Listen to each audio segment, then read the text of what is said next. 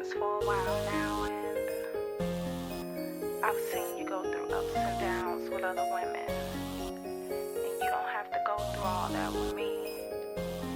Listen. I know you've been through your share of ups and downs, been taken round and round and still no love. I know you've been feeling like there's no one left out here to love. Well, I've been brought here to save the day, turn those dark nights into bright days, give you everything you've been missing lately. Back rubs, dinner cooked, I'll do it faithfully, baby.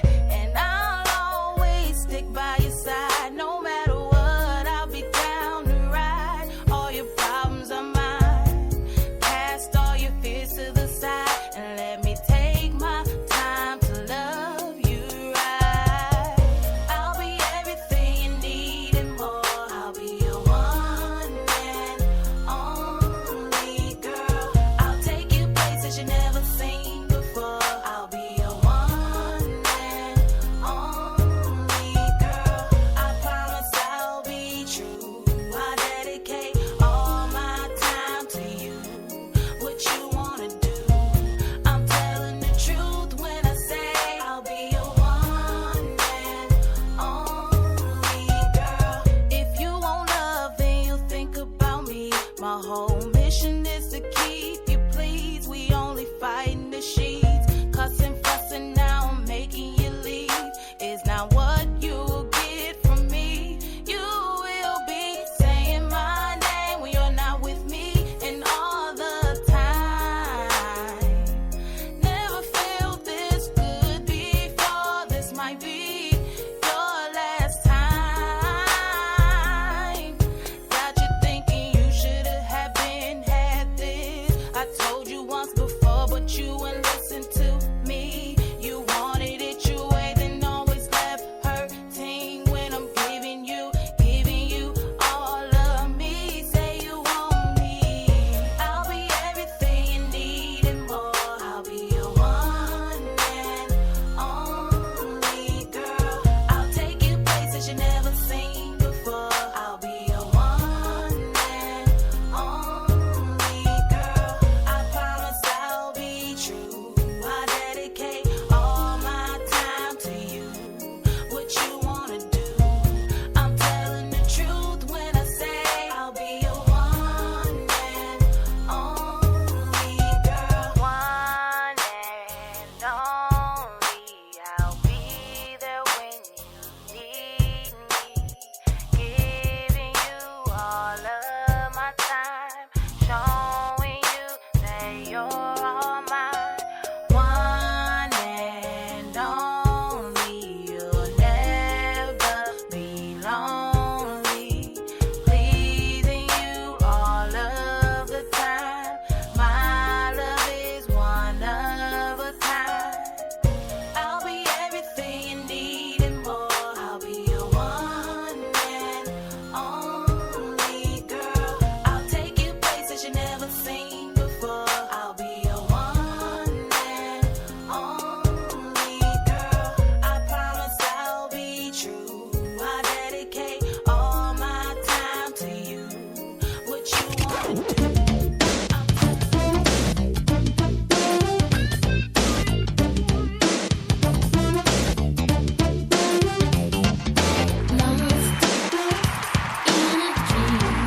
Welcome back to the show. This is a Throwback Thursday, February 2nd, 2017. Thank you for joining your boy. Listen, man, a couple of days ago, man, I made proclamation that in 2017 that I was going to be a better person. Like I looked in the mirror, kind of like Michael Jackson. It says that I'm starting with the man in the mirror. And me calling Babs a chicken.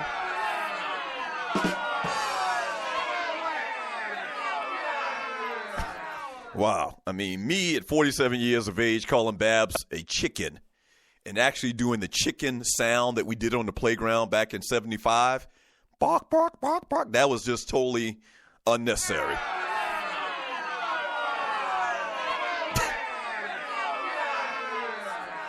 I don't think I've gone bark, bark, bark, bark, bark since I was 7 years old. And so it was inappropriate, and I'm better than that. Unfortunately, I won't see Grego and Babs mix it up in a squared circle to the death, bare knuckles. But I'm a whole lot better than calling a man a chicken, even though he don't pay his debts.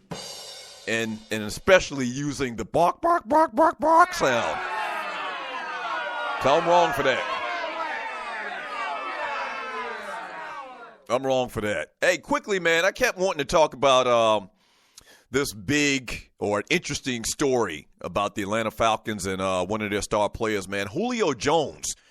Do y'all remember when the football world, Falcons fans alike, they thought the Falcons were crazy when they gave up 5 picks, including 2 first-rounders, for Julio Jones. They moved up 21 spots to get this guy in 2011, wide receiver from Alabama.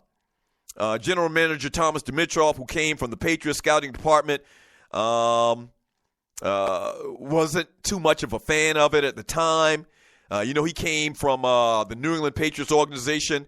In the war room, it says Belichick didn't think that Jones ran good intermediate routes, and had inconsistent hands. This is from the book The War Room, where he actually kind of like consulted with Thomas Dimitroff, the general manager at the time, and saying that he didn't think that was a good deal to give up all of those picks for Julio Jones. He didn't think the value was right for all of those draft picks for Julio. And once again, he didn't even think, this is Belichick speaking, he didn't even think that Julio was that great of a route runner. Here's a quote: "Why go all out for someone like Julio Jones when you can likely have a Jonathan Baldwin?"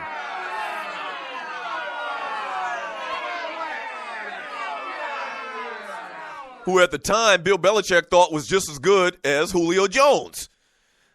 This comes from the book, once again, War Room by Michael Holley. What looked like a crazy trade turned out to be one of the best in franchise history and maybe in NFL history. The trade was mostly panned at the time. The Falcons gave up first, second, and fourth round picks in 2011 and first and fourth round picks in 2012 to move up to take Jones 6th overall. The trade was, once again, very, very scoffed at by a lot of football brass in America, man.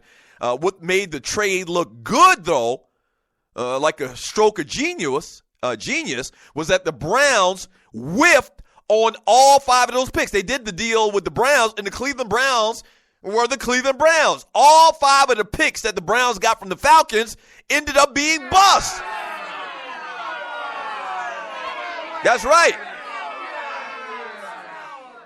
The Browns got defensive tackle Phil Taylor. Who the hell is Phil Taylor? Wide receiver Greg Little. Fullback Owen Marisick. And quarterback Brandon Wheaton. And the 4th rounder was used to move up to take running back Trent Richardson. Oh, my gosh.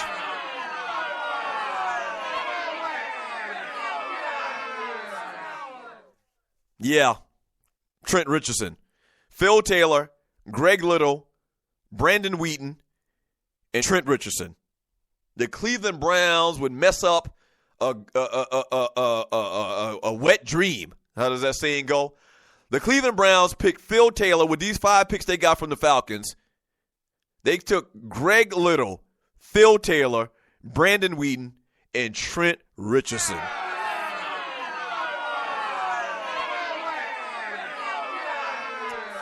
Here's another interesting thing about that. Theoretically, they could have had defensive lineman Muhammad Wilkerson, who's been balling out of this world for the New York Jets. They could have had Randall Cobb. These are cats that were picked ahead of the picks that they actually ended up taking. They could have had Bilal Powell, running back Bilal Powell, who did a little bit of work. And they could have had Whitney Merciless.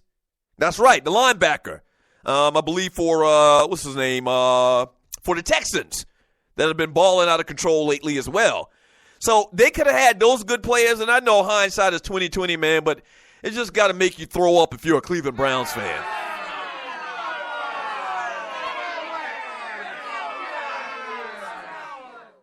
Yeah, and Julio Jones, as they say, is well on his way to being a Hall of Famer. Well on his way.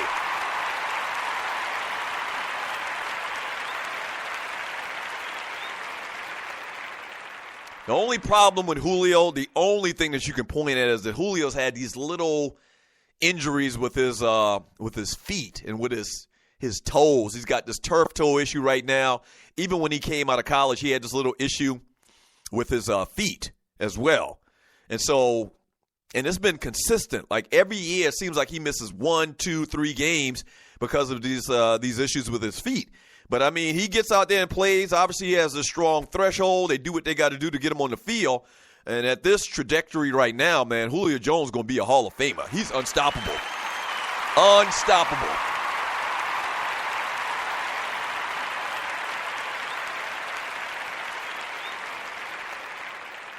Unstoppable.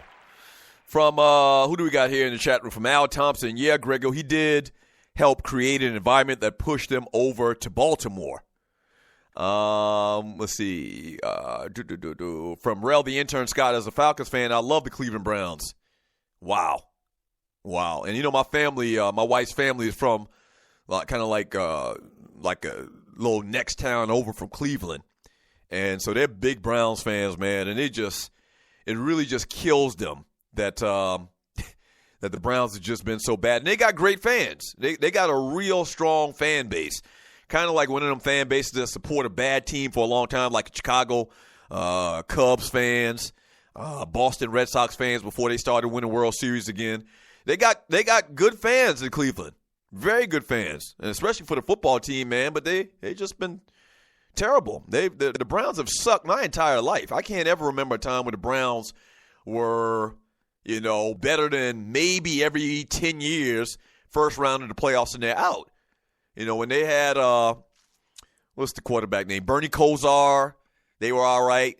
You go back even further when I was a real young boy, they had this cat, the quarterback for them named Brian Sipe, and they didn't do nothing. I mean, they've always been bad. They've always been bad. The dog pound, that little thing they had with the fans, but it doesn't matter, man. The Browns have sucked. Outside of when Jim Brown was there before I was born, the Browns have sucked.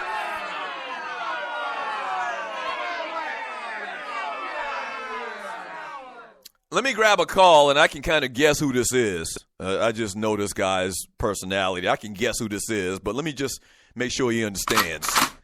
Caller, thanks for calling the Doug Stewart Show. What's your name? Where you calling from? What you want to talk about? Big Apple Bastard. I'm calling. This is the Big Apple Bastard. Hey, listen. Big Apple Bastard, before you go on with your call, man, let me reiterate one more time that I apologize for calling you a chicken. And I more so apologize for using that bark, bark, bark, bark, bark sound from when I was a 7-year-old kid. I shouldn't have done that.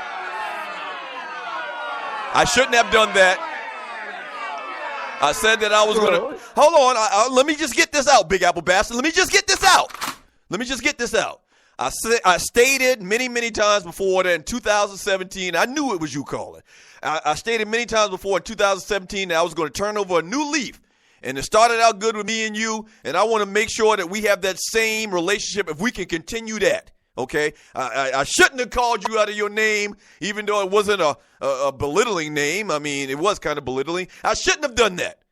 And more importantly, I shouldn't have gone, bark, bark, bark, bark, bark, bark, bark, bark. Well, I'll be accepted, Doug. Everybody's not perfect, and I'd be wrong to hold you to that title. And but Doug, you had a good year so far, man. You rebounded well from your 2016 prognostications and your 2015 prognostications. You rebounded well, but your first major prognostication this year, you picking Grego over me. First of all, Doug. You don't know Grego's going to make weight. I'm a heavyweight. I'm 6'3", 300 pounds. Grego ain't even going to make weight to qualify for the fight. Yeah, but see, I figured, and I do know kind of like you guys' height and weight and all of that, and I knew you were a pretty big guy. And Grego, I met Grego before